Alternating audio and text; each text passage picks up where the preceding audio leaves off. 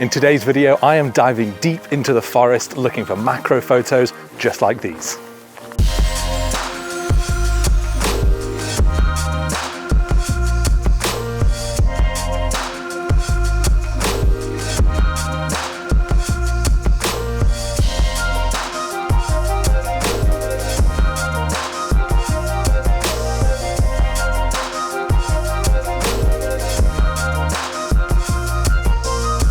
So you're joining me today back in one of my favourite places. It's the Queen Elizabeth Forest Park, a massive area of woodland and shrubs and bushes and all kinds of good stuff.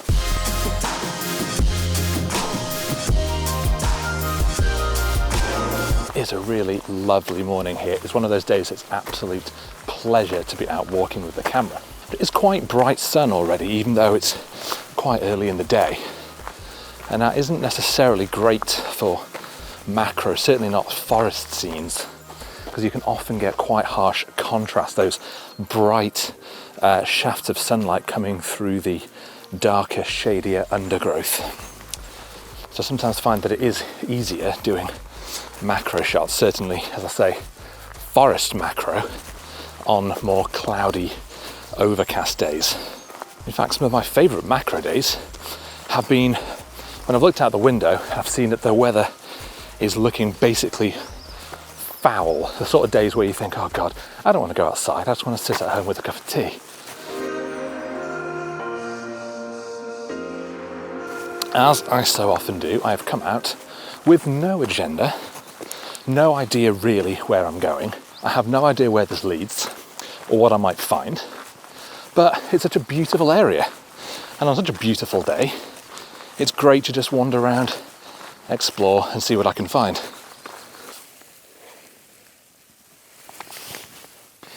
Been having a look down in these mosses and grasses. I really like these tall, I think there's some kind of seed. It might be quite difficult to see here. There's these long orange things poking out of all of the green moss. I think they make for a really nice subject, but there's so many of them that it's quite difficult to find an attractive composition. But I think I've come up with something quite nice. So essentially what I've done is I found these two ones here, which I think by backing the camera off slightly, I've been able to give a little bit more context. They're not so interesting, but I want to get really up close on all of the details on these pods.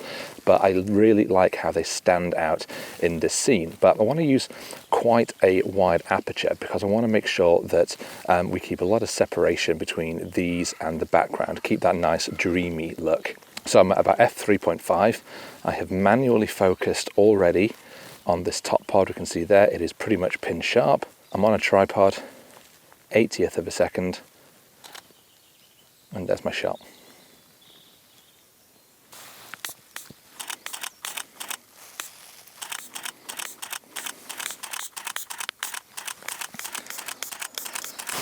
This shot is perfectly nice just as it is, but just adding in that fine mist gives such a great morning dew effect. The light is coming through because we've got that sun almost sort of backlighting our subject, creates really beautiful effects with just this very fine spray mist of pure water.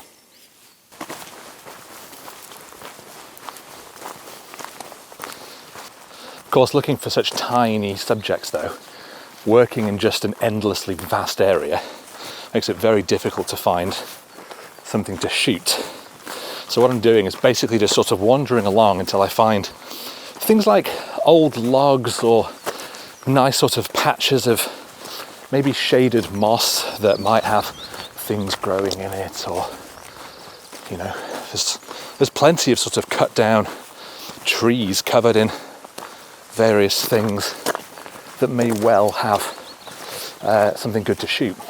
Actually, I've come to this nice clearing, and for one, I really like these trees here, so this is probably somewhere where I want to snap a little landscape shot. But it's also a bit of a clearing, and we've got some stumps here, we've got various like chopped down old trees, there's lots of things around here. So I think this could be a good sort of place to pause, put my kit bag down, and just have a wander around and look around and see if I can find anything good to shoot.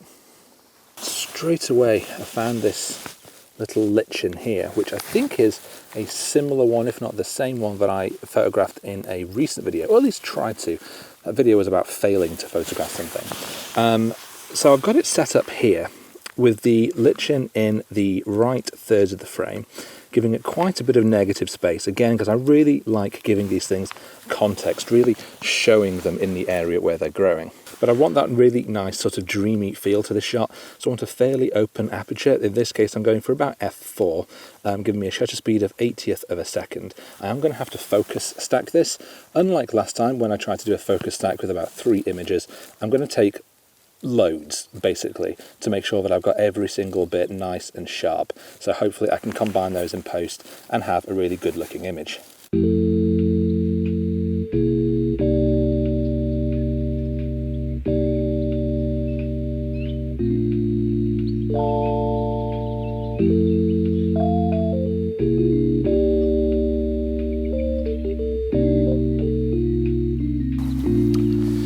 I think I've got everything I can out of this little clearing for now, so I'm heading off.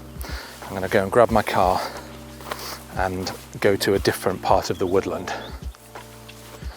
It may be that there's a lot more to get here and I'm just not really seeing it. Again, maybe I just don't have the experience in how to hunt for and identify good subjects. And that is something that I'm hoping to work on. Something that I'm hoping to learn more about. Because this is all a learning process, I am no macro master. I'm very much on a journey, and one that I'm thoroughly enjoying. I'm hoping you're enjoying coming along with me.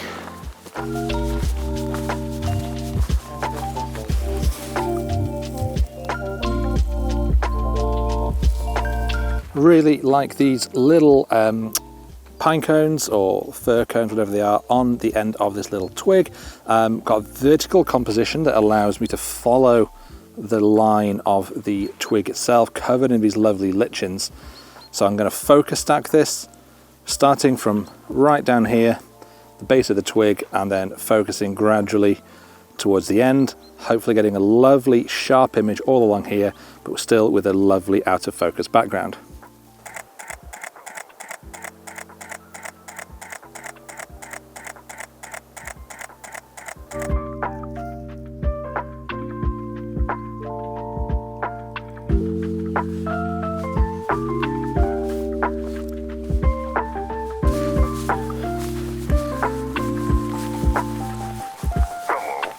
I love little glades like this. It's so peaceful, so tranquil.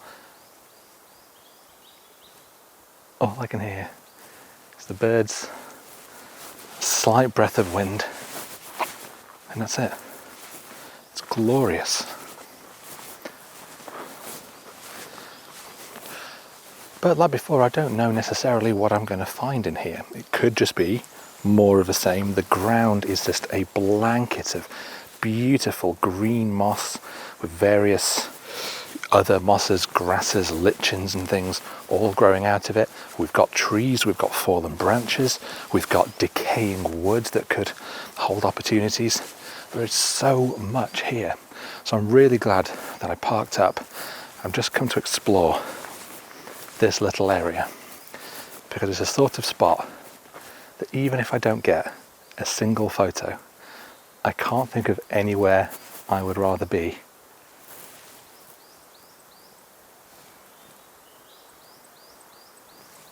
than in all of this.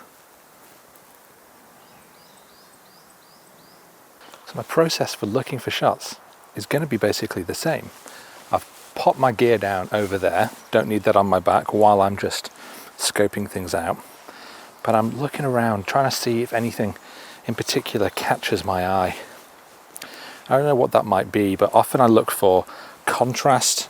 I look for a particular subject that might be standing by itself in amongst other things. It might be I'm looking for color contrast, maybe a darker shade of green in amongst something else. It might be browns of fir cones like these in amongst lovely green patterns, so you get that lovely contrast between the two colors. So I'm going to take my time here, just have a little bit of a wander about, explore, keep my eye open and see if there's anything that I think could make for a nice shot. And I think I found something teeny tiny that might look really nice. So where we're going is just down in these branchy areas, and I found on here, not my car keys, I just left those there so I knew where to go, although I suppose there was a risk I could lose them. These tiny little, you can just see them, these little sprouting things. I love that they're coming off this very mossy bit of tree, and I think with a really nice composition that brings in all of this, again probably focus stacking with these on top, I think this could look really nice. But because I'm under all of these trees, all of these canopies, it's a lot darker in here, so I have brought a small LED panel, and this is going to give me a little bit more light that I can shine on to our subject here, and that's just going to light it up. Without that, everything just falls basically into darkness, but with it, suddenly everything lights up really nicely. So what I'm going to do is take a few shots. I'm going to take one that's focusing on the actual little sprouts themselves on top of this little branch. Then I'm going to focus stack some of the parts of the branch itself. Then I'm going to move the light around and just get a little bit of fill light coming in underneath that branch, just so that it doesn't fall completely to black on the underside.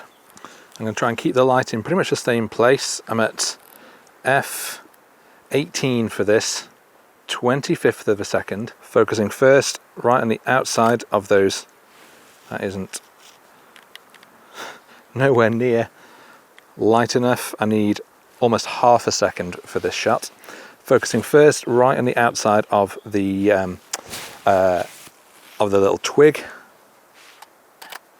I'm going to do another one just on the top of the twig, focusing manually this time. Okay, now I'm going to just do another one manually focusing on those sprouts, or whatever they are, you know, little bits of something. And then finally, I'm going to hold the light underneath, and I'm going to focus on the drooping down bits of moss, and take one more shot. So this scene I found is this little, oh dear, this little bit of, I just think it's a bit of moss, but it's particularly interesting, and I managed to find a composition where I think it stands out quite nicely.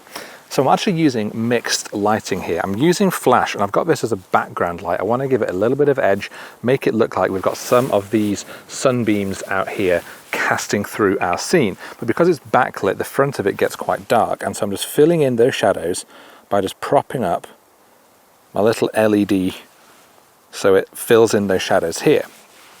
But what I'm also doing is using a little bit of spray bottle just to add some misty effects in the background, make it look like we're getting some kind of rain going on, which I think is going to give this a really magical look.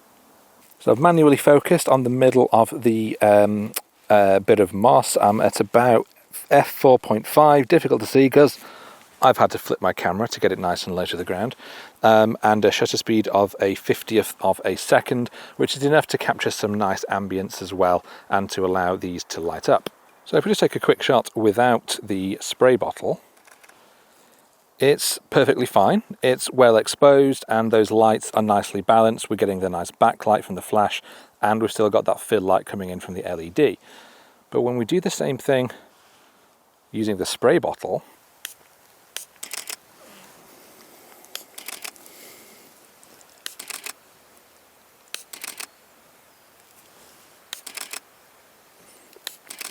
really like how these spray bottle shots look, and I just think it completely transforms an otherwise pretty mediocre macro shot into something much more magical, much more evocative, that I think stands out in a way that the other one just doesn't. And it's with such a simple, cheap tool. Little bottle, bit of water, beautiful. Beautiful. that does bring me to an end of today's video. I really hope that you found it enjoyable to watch, maybe even a little bit useful. If you have, then please do consider hitting that like button. It does help the algorithm, and also definitely consider subscribing to the channel if you don't already. But I will see you next time.